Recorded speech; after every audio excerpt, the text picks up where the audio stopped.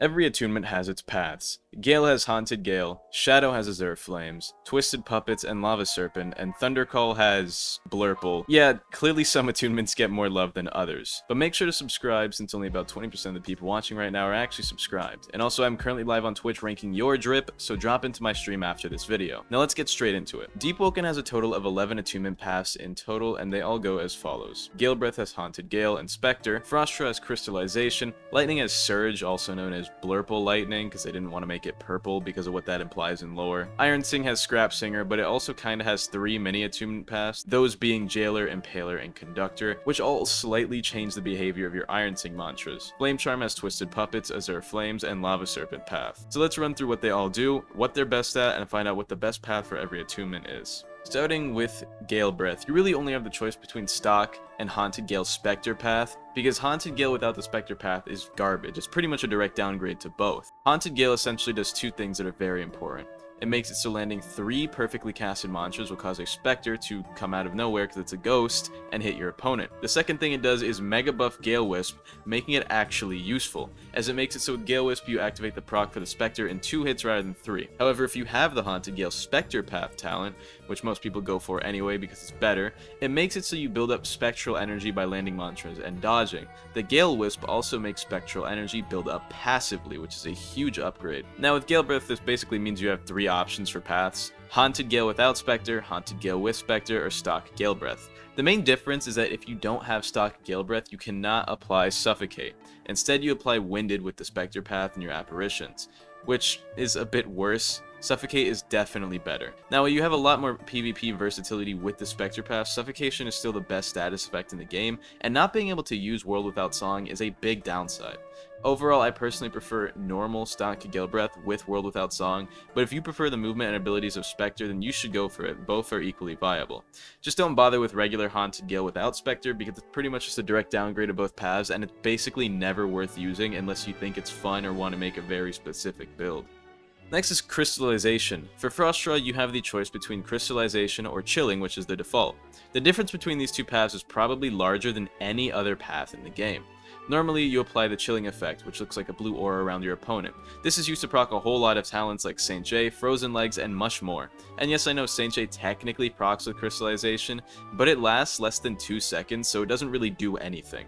Anyway, with Crystallization, you no longer put the Chilling effect on people, and it is replaced with ice crystals that grow out of your opponent, exploding, dealing some AoE damage. The trade-off here is very large. You lose a lot of utility and survivability and sustainability for yourself with talents, and you also lose the ability to freeze people with talents like Frozen Pincushion or Bottom Freeze. Crystallization does, however, do significantly more damage than Chilling. Between the 2, I personally prefer Chilling because the utility, like talents like Saint J in my opinion, outclass the extra damage Crystallization offers. While I believe that Chilling is definitely better than Crystallization for PvP, the extra damage can actually be very beneficial in PvE, so Crystallization is actually my preferred choice for a PvE build. However, this once again comes down to preference and playstyle. Generally, if you like overworld ganking though, I would definitely say go for Chilling for the extra sustainability in ganks. Crystallization is definitely more beneficial in time of conflict where less utility is needed, but even then I still think I'd prefer Chilling for any given PvP build. And about Saint J, it actually can be useful if your opponent drinks a potion in like the exact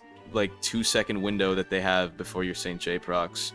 And then if that potion goes through and they drink it and they somehow have potion hyper armor, it doesn't actually work, actually. I was trying to make a scenario where it could work, but no, it just wouldn't. Saint J does not work with Crystallization. I don't care if it procs for 2 seconds, you're not getting anything out of that. And they're not getting any downside from that either. Next up is Thundercall with the Surge path. Normally Thundercall applies Shock, dealing extra stun and also a little bit of extra damage if it's raining. The Surge path removes this and instead applies stacks of Surge, and when those reach their maximum, they start shooting out lightning, taking damage over time. The only real normal advantage that normal Thundercall has over Surge is the fact that lightning actually stuns through hyper armor. So if you shock someone during a move that has hyper armor, it'll break them out of it. But most people don't have hyper armor 24/7, and most people don't even have that many hyper armor mantras, making this situational at best. And most mantras with hyper armor are kinda not gonna get interrupted most of the time anyway, because if your opponent uses a mantra, I doubt your first instinct is to use another mantra trying to counter it instead of just trying to parry or dodge it. So it's a very situational thing thing that pretty much only happens if you accidentally use a mantra at the same time as your opponent, they have hyper armor, and you got lucky and shocked them. Surge Path is essentially always better, as the only interaction you lose out on is against hyper armor, which I just explained doesn't really matter. But in exchange, you're doing significantly more damage within a fight because of your surge stacks. The moves overall don't even get nerfed, so you can play the exact same and just get more damage, which is insane, because most other paths require you to change your playstyle at least a little bit, while Surge Path is basically a direct upgrade with no needed adaptability or change in your playstyle. You should always be running Surge on any Thundercall build, no matter what it is, because it's definitely better than stock. Which honestly, stock probably needs a bit of a buff overall because of how good Surge is. I don't think Surge needs a nerf. I think Surge is still good. I just think that regular Shock should probably get a buff because of how good Surge is in comparison to it.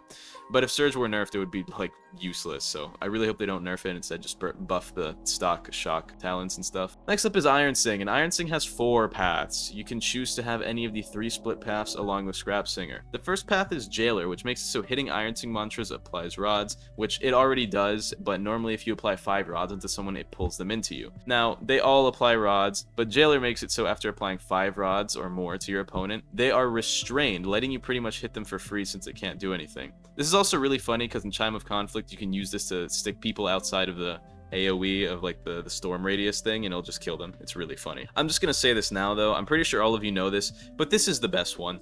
There really isn't any other reason to use either of the other two when Jailer exists, but I'll discuss them anyway. Next up is Impaler, which is actually pretty good and I think it's viable, but Jailer just is still better. It makes it so at 5 rods, you rip out all the rods, dealing a ton of damage, and the last one is the one that nobody should ever use, Conductor, which makes it so landing all 5 rods will make it so the next mantra your opponent uses will damage them with their own attunement type, so it'll set them on fire or give them chilling or something. The problem with this is that you don't benefit off of other attunement effects unless you're dual attunement and they're using the same attunement as your secondary. If they're chilled or on fire, you don't get benefit unless you have talents that use chilling or fire.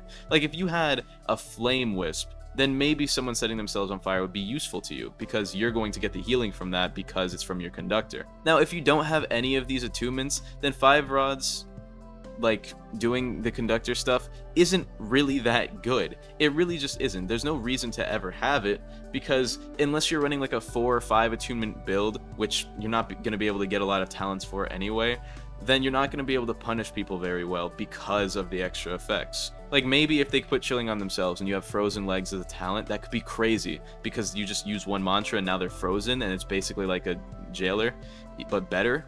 But it's super situational, so Conductor is not worth using pretty much ever. And then there's Scrap Singer, which you can combine with any of the previously mentioned paths, but Jailer is the best one to use with Scrap Singer for sure. Scrap Singer has a lot of talent, so I'm just going to run through what Scrap Singer at max is like. Anyway, first of all, flourishing or critting enemies siphons their armor and gives it to you based on a rate of how many rods are currently in them as of you flourishing or hitting them with the crit. More rods is more armor siphon.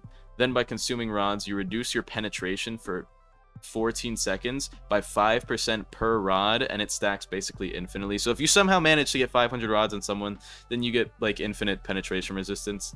And then for every 2 rods, you get a sword behind you that will shoot out at opponents, and they proc metal rods as well if you land them with one of your Scrap Singer talents. And finally, every proc of Scrap Singer increases your damage your opponent takes up to a maximum of 5% health per proc. So if you do the thing where you where you Scrap Sing all over them and you pull the rods out and you get your armor back, they take damage from that and they can take up to 5% true damage. Overall, Scrap Singer and Jailer are the best possible paths for Ironsing. Scrap Singer is similar to Surge in the fact that it's basically a direct upgrade. And now we are at Flame Charm, which has 3, and they're all very unique. By very unique, I mean one of them is just blue. First up is Azure Flames, just blue, technically a direct upgrade, but with a 40 willpower requirement, it can be a hindrance if your build doesn't use willpower, or if you want to save stat points. Anyway, Azure Flames pretty much just turns your flames blue and makes them deal more burn damage, and explosions deal more posture, but it's honestly kinda mid. It's still pretty decent for the first path ever added, but it's actually just not worth getting in any build unless you already have willpower. Next up is Lava Serpent, which makes it so you no longer have flames or burn damage, and instead you proc mini explosions and lava pillars under people. It also has the unique interaction of synergizing with the Blazing enchant, which makes Lava Serpent Eruptions proc with your crits and M1 flourishes now, which makes it super good to run together.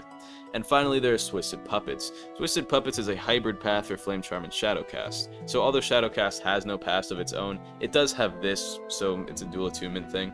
Twisted Puppets makes your flames black, and now using Mantra summons puppets that attack people and explode, proccing burn and talents from both Shadow and the Flame Charm talent trees. Overall, Flame's paths are all good in certain builds, making it highly preferential unlike Ironsing, which has a clear best. Azure Flames is good if you're using Willpower, Twisted Puppets is good if you like the Shadow Puppets, Lava Serpent is decent with Blazing. They're all viable in different ways for different builds, and it really just depends on what you want to use. Unless it's Lava Serpent, that shit's ass. Anyway, overall the Beth paths are pretty user-based. Some attunements are clear-cut like Ironsing and Thundercall, which the paths are clearly the best, but most attunement paths are to the user. I hope you all enjoyed. Shoutouts to Cyberboy21, Goobka, and Drizzy Drake Fan.